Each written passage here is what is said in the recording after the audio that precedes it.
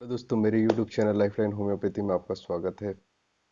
मैं डॉक्टर प्रमोद भालेकर आज आपके साथ में चर्चा करने वाला हूं कि क्या होम्योपैथी में किसी प्रकार का इम्यूनिटी बूस्टर मेडिसिन होती है। तो इसका जवाब है हाँ, जरूर होती है। बेसिकली होम्योपैथी का वर्क ही है कि इम्यूनिटी को बूस्ट करे।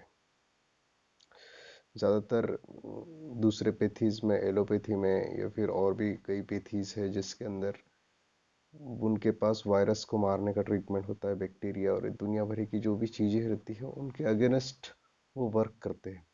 लेकिन होम्योपैथी किस तरह से काम करती है? होम्योपैथी वर्क करती है व्यक्ति के माइंड को रिलैक्स करके। अपने बॉडी की इम्यूनिटी जब बूस्ट होती है, इम्यूनिटी स्ट्रांग होती है, तो फिर किसी भी प्रकार की सारी बीमारियां ठीक करने का सिस्टम अपने बॉडी के अंदर पहले से ही बिल्ड होता है। अभी आप देखेंगे कि ज़्यादातर जो कोरोना संक्रमित जो लोग हैं उन्हें पता ही नहीं चल रहा है कि वो संक्रमित हो गए हैं। लगभग 80 से 90% जो केसेस होते हैं उनके अंदर किसी भी प्रकार का कोई लक्षण नहीं दिखाई देता है। वो इसलिए नहीं दिखाई देता है क्योंकि ज़्यादातर जो पेशेंट्स हैं उनके अंदर खुद ही वायरस को किल करने की क्षमता पहले से ही होती है। तो बॉडी के अंदर वायरस जाता है और बॉडी की जो इम्यूनिटी सिस्टम है वो उस वायरस को खत्म कर देती है। और ज़्यादातर देखा जाए तो वायरस का जो इंक्यूबेशन पीरियड है वो 14 दिन का है, कि बॉडी के अंदर वायरस आता है और 14 दिन के अंदर अंदर अपने आप बॉडी से रिमूव हो जाता है।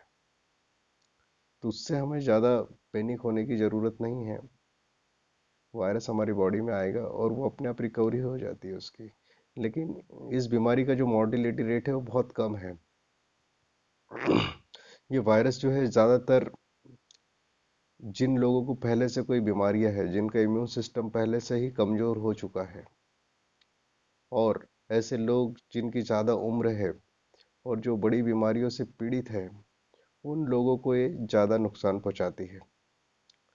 तो अब ये सवाल उठता है कि इसमें होम्योपैथी किस तरह से मदद कर सकती है।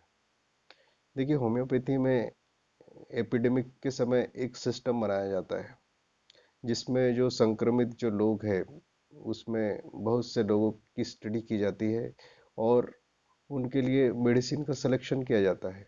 और ज़्यादातर जो मरीजों को जो मेडिसिन लगती है उन दवाइयों को प्रोफाइलेक्टिक मेडिसिन बना दिया जाता है।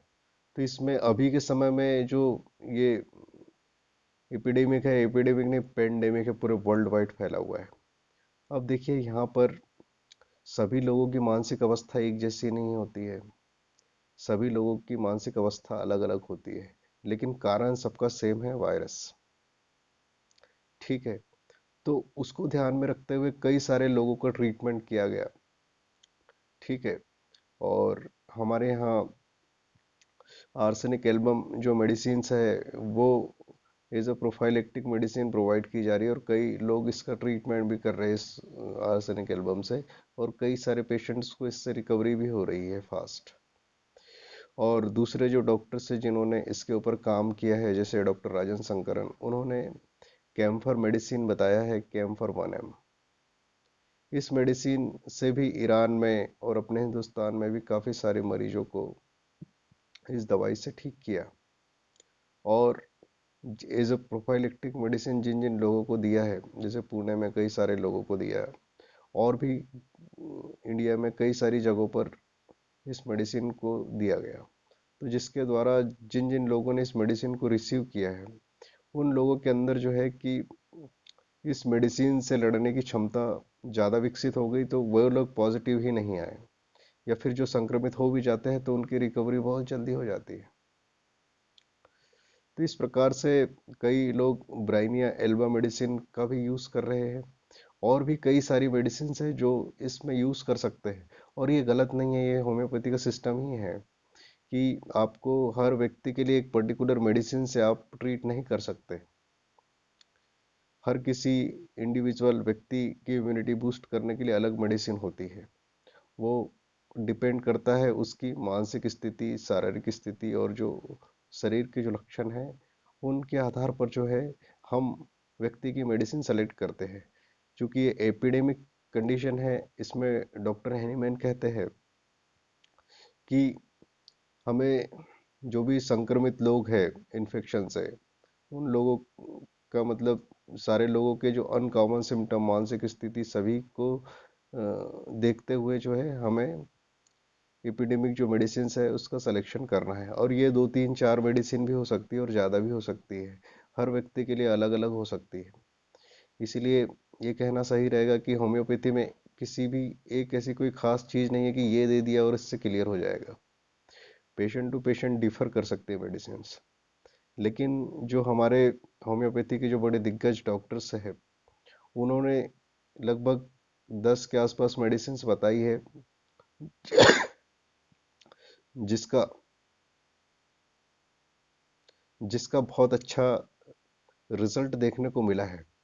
तो उन मेडिसिन्स को हम यूज़ करके जो है कि हमारी सेहत को इम्प्रूव कर सकते हैं हम। ठीक है, ताकि हम इन्फेक्ट भी हो जाए तो बहुत जल्दी हमारी रिकवरी आ जाए। अब ये सवाल उठता है कि आर्सेनिक, कैम्फर, ब्राइन या कौन सी मेडिसिन हमें लेना चाहिए। तो देखिए, जो पेशेंट सबसे ज़्यादा जो रेस्टलेस है, जो बहुत ज़्यादा चिंतित है बीमारी को लेके और बहुत ज़्यादा मृत्यु का भय होता है उन्हें, तो वो लोग आर्सेनिक मेडिसिन ले सकते हैं।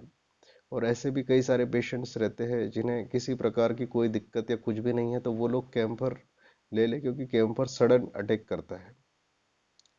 और ब्राइनिया मेडिसिन भी काफ़ी रेस्टलेस होता है, इसे काफ़ी ज़्यादा चिंता होती है कि ये जो पेंडेमिक एपिडेमिक जो कंडीशन आई है इसके कारण नुकसान को लेके बहुत ज़्यादा चिंता रहती है कि कहीं ये वायरस हमें नुकसान ना कर दे। इसके कारण हमारे जो व्यवसाय है, काम धंधे हैं, वो हम नहीं कर पा रहे हैं। इन्हीं सब चीज़ों को लेके, नुकसान को लेके जो चिंता होती है, उसमें ब्राइनिया एल्ब मेडिसिन जो है कि बहुत अच्छा शानदार रिजल्ट करती है।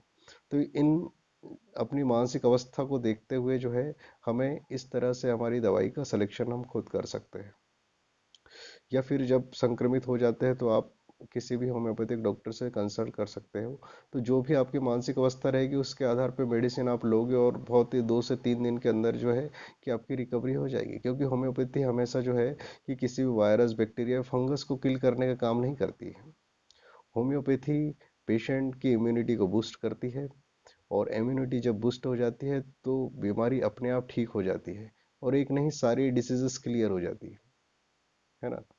तो इस तरह से हम कोरोना वायरस से होम्योपैथी द्वारा बहुत अच्छी मेडिसिन लेके हम अपने आप को क्योर कर सकते हैं और फिट रख सकते हैं। ठीक है दोस्तों, धन्यवाद आपका इस वीडियो को देखने के लिए। उम्मीद करता हूँ आज का ये वीडियो आपको पसंद आया होगा। यदि इससे रिगार्डिंग अगर आपके मन में कोई सवाल उठते हैं तो आप कमेंट बॉक्स में ज़रूर पूछें। यदि आप मेरे इस चैनल पर नए हैं तो कृपया मेरे इस चैनल को सब्सक्राइब कर लें। बहुत बहुत धन्यवाद।